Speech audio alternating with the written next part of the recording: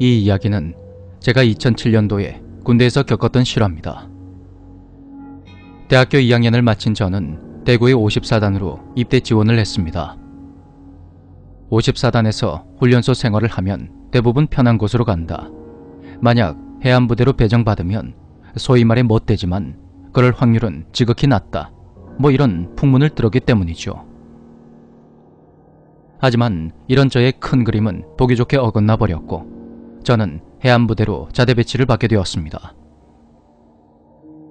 당시 부대에 곧 제대를 하는 사람들이 많아서 하필 신병이 필요했던 그런 상황이었다고 하더군요. 부대에서 가장 중요한 근무는 바로 해안 매복 근무였습니다. 3인 1조로 해가 뜰 때부터 질 때까지 매복 근무를 서는 게 부대의 주요 임무였죠. 6명이 트럭을 타고 매복지로 파견을 나가면 3명은 지원조, 3명은 지휘조로 근무를 섭니다. 근무에 처음 투입되면 막내는 어떤 상황에서도 절대로 졸면 안 되는데 대대장 순찰이 보통 지원조 쪽으로 오기 때문이었습니다. 지휘조 쪽은 경로도 복잡했고 또 그 복잡한 경로로 순찰을 온다고 해도 철문이 잠겨 있는 데다가 그 열쇠를 근무자들이 가지고 있기 때문에 들어올 수가 없었죠. 대대장 순찰을 잘 잡아내면 초코파이와 따뜻한 커피를 받을 수가 있었지만 그것 때문에 순찰을 반기는 사람은 아무도 없었습니다. 제가 상병이 되고 나서 매복 근무에 들어가는 날이었습니다. 그날은 달빛 하나 없이 아주 어두컴컴했죠. 최고참으로 근무에 투입된 저는 막내의 군기를 좀 잡아놓고 잠을 잤습니다. 최고참이 안 자고 있으면 병사들이 불편해해서 보통 몇 시간 정도 이야기하다가 그렇게 잠을 자곤 했죠. 그러다가 갑자기 뒤가 싸한 느낌이 들어서 주변을 둘러보니까 함께 근무했던 권일병은 잠을 자고 있고 막내 녀석이 보이지 않는 겁니다. 밖을 샅샅이 둘러봐도 막내는 보이지 않았고 거기다가 총까지 없었습니다. 어이, 권일병. 야, 안 일어나나? 권일병. 일병 권민우. 이 새끼가 벌써부터 빠져가지고 정신 안 차리나? 야, 막내 어디 갔어? 예? 어디 갔지?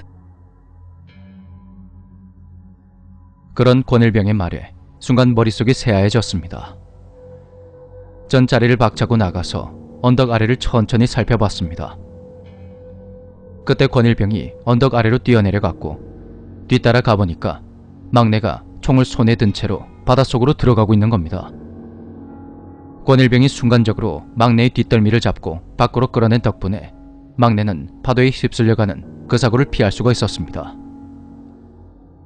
권일병은 막내의 뺨을 마구 때리며 소리 질렀습니다. 야, 이 새끼야. 황은규. 정신 좀 차리라. 야.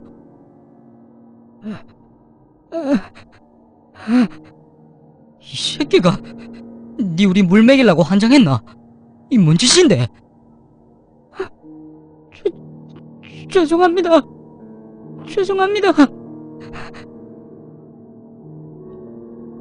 우리는 그런 막내를 부축해서 위쪽으로 올라왔습니다.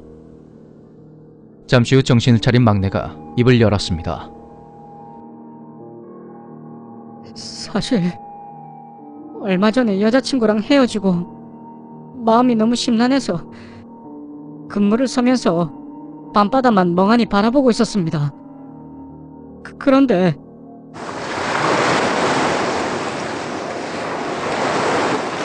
그 파도 소리가 이상하게 저를 자꾸 부르는 것 같았습니다. 계속 듣고 있자니 왠지 슬픈 생각이 들어서 저도 모르게 노래를 부르고 있었는데 제 목소리에 다른 노래 소리가 섞여 들리는 겁니다. 노래를 멈추고 가만히 들어보니까 그게 무슨 동요였는데. 동요? 예, 그 동요 있지 않습니까? 그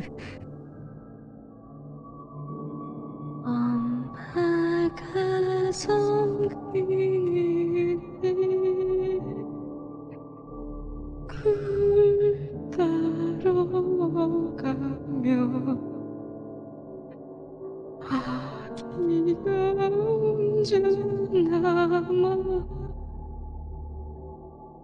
집을 오다가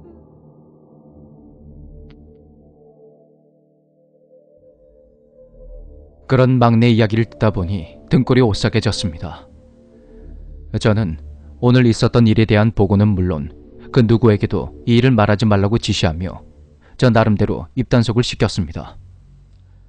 그 이후로 5개월 정도가 흘렀습니다. 혹한기 훈련을 피하고 싶었던 저는 병장 계급으로 매복 근무를 자청했습니다.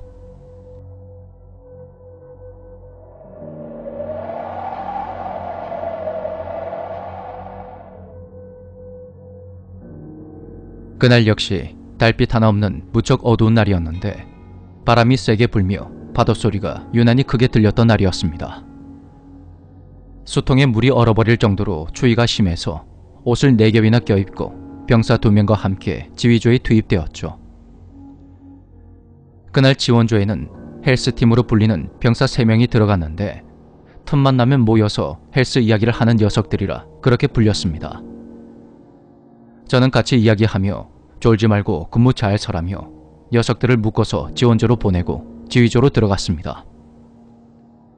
저번에 막내가 이탈했던 사건도 있었던 데다가 앞서 말했다시피 순찰자가 온다고 해도 지원조가 뚫리지 않는 이상은 지휘조에 바로 올 일은 없기 때문에 마음이 훨씬 편했기 때문이죠.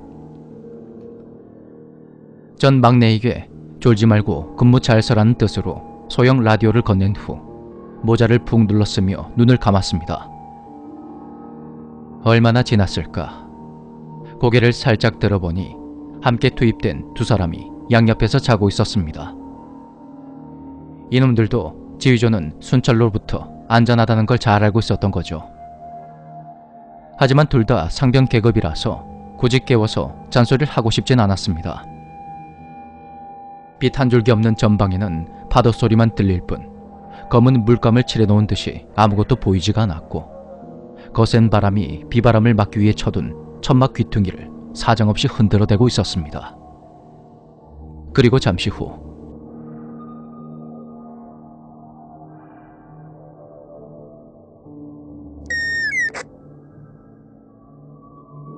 백병장님, 상병 이기철입니다. 지금 밑에 민간인이 와서 수화하고 돌려보내겠습니다. 해안 먼 곳에 펜션이 하나 있었는데 여름에는 민간인들이 해안가를 거닐다가 지원조가 있는 암석지대 근처까지 오고는 했습니다. 펜션이라 하기에는 너무 낡았고 또 그곳으로 가는 길에 이름 없는 묘지들이 너무 많아서 분위기가 으스스한 게 투숙객들이 그곳을 찾아온다는 게 신기할 정도였죠.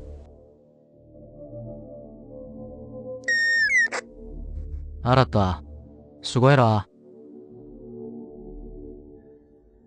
그렇게 무전을 끊고 나서 가만히 생각해보니까 이 겨울에 민간인이 지원조 근처까지 온다는 것이 좀 이상하더군요. 그때 시간은 새벽 3시 무렵. 눈을 감고 다시 잠을 청하려 했지만 오히려 정신이 더욱 또렷해지며 온 신경이 곤두섰습니다. 그리고